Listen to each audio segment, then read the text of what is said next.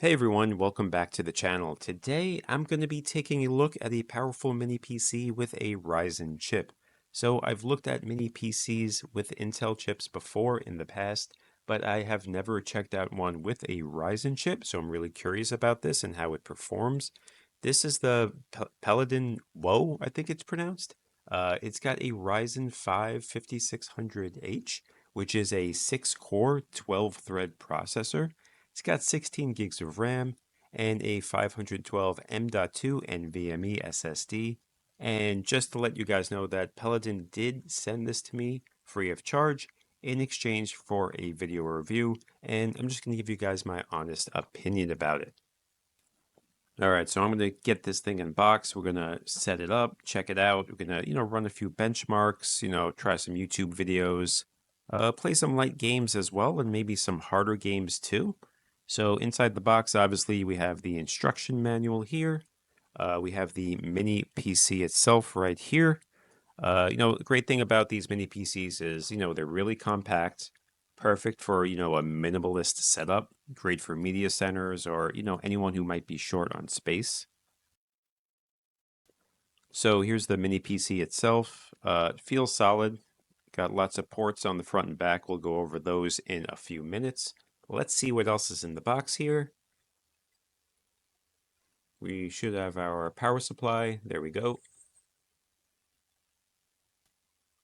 And it should come with HDMI port. That's nice. Or HDMI cable.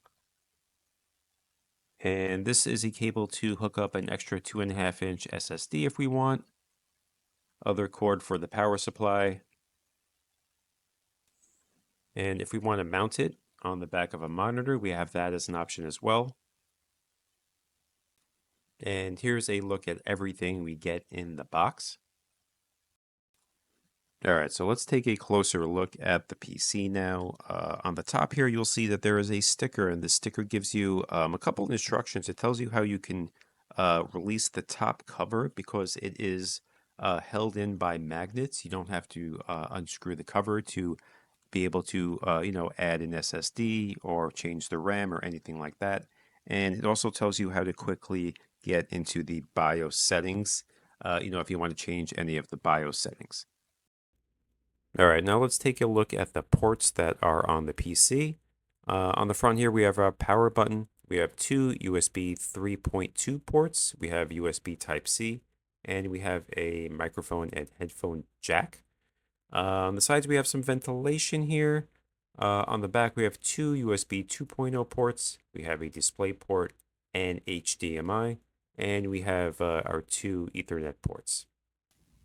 And here's something you don't see every day on a computer. There are stickers here that say to set up the computer more quickly, to simply not hook it up to the internet when doing the initial setup, because you might get Windows 11 updates, and those updates might take a long time. So to access the PC, you just gently lift up the front panel here. And you see, again, I mentioned it earlier in the video, it is just held down by magnets, so no need for a screwdriver. And looking at the inside of the PC, you can see our NvMe drive, and underneath the NvMe drive is our Wi-Fi card. And I am only seeing one stick of RAM. I was hoping this would be in dual channel, so I have one 16 gig stick here. I would have really preferred just two 8 gig sticks for a total of 16. But what I'll probably do is just purchase an additional 16 gigs of RAM to make it dual channel. Dual channel RAM will definitely help the performance of this PC. We'll still test it out with just the one stick of RAM, but would definitely recommend getting 2 sticks of RAM for this. And on the top panel of the mini PC, you do have room to install an additional hard drive, specifically 2.5-inch SSD. Comes with the cable as well to hook it up. So really easy to expand the storage on this, which is nice. All right, guys, now hooked it up to a monitor.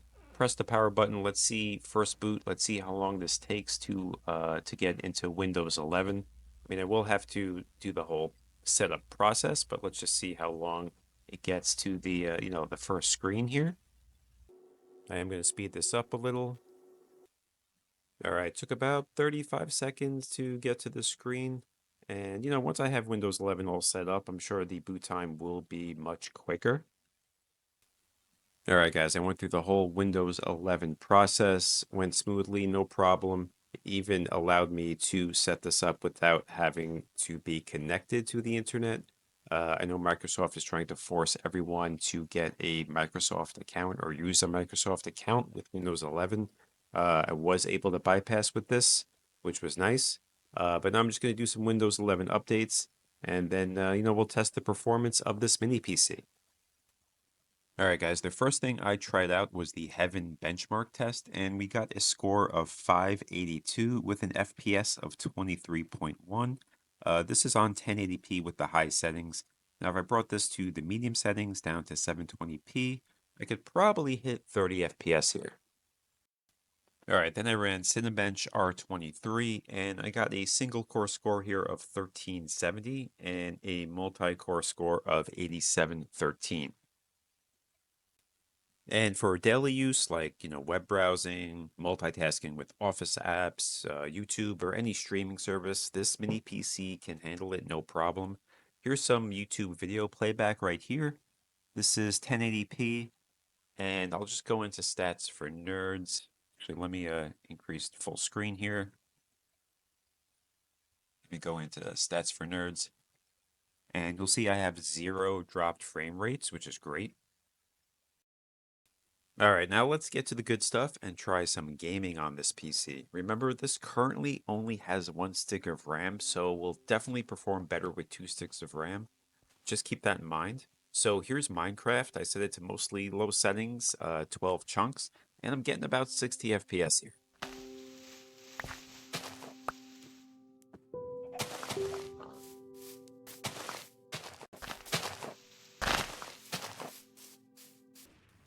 And here's an oldie but goodie. This is Left 4 Dead 2 on medium settings, 1080p.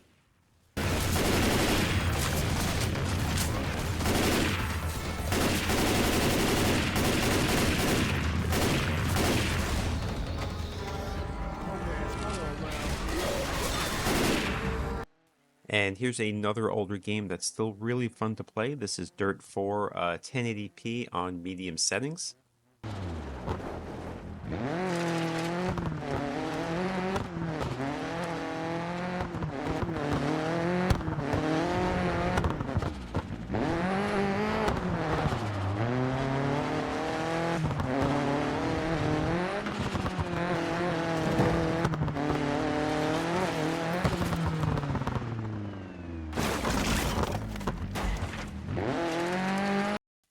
All right, so far so good with the games I've tried, but they are older games, so I wanted to try something a little bit more demanding. So here's the benchmark test for Black Myth Wukong. This is on low settings, 1080p, and as you can see, it struggles. Can't even get to 20 FPS here. Didn't think it was going to run too well on this, but I was just curious to how it would handle it.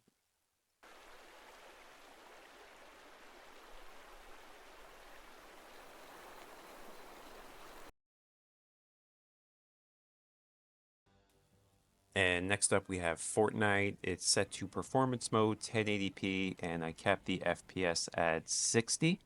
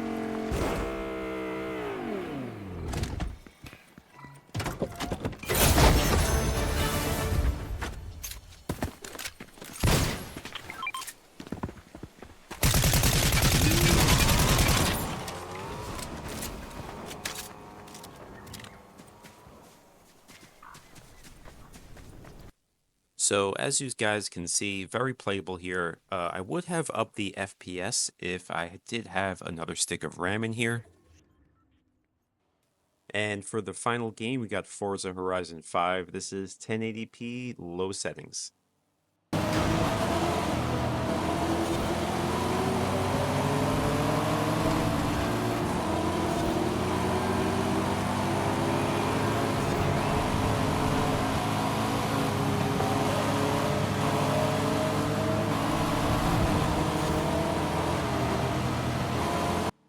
And I ended up with an FPS of 25. So I went to check out the BIOS settings, then rebooted into Windows 11, and it only took 12 seconds, which is great. So is the PELADN Woe worth it? If you need a solid everyday mini PC that won't take over your desk and is budget friendly, I mean, this is an easy recommendation for me. It's great for everyday use like email, office work, web browsing, YouTube. Games like Fortnite and Valorant and GTA 5 should all work well. My only issue is that single channel of RAM that it ships with. You really need dual channel to increase the FPS in games. But let me know what you guys think of the Peloton Woe in the comments below.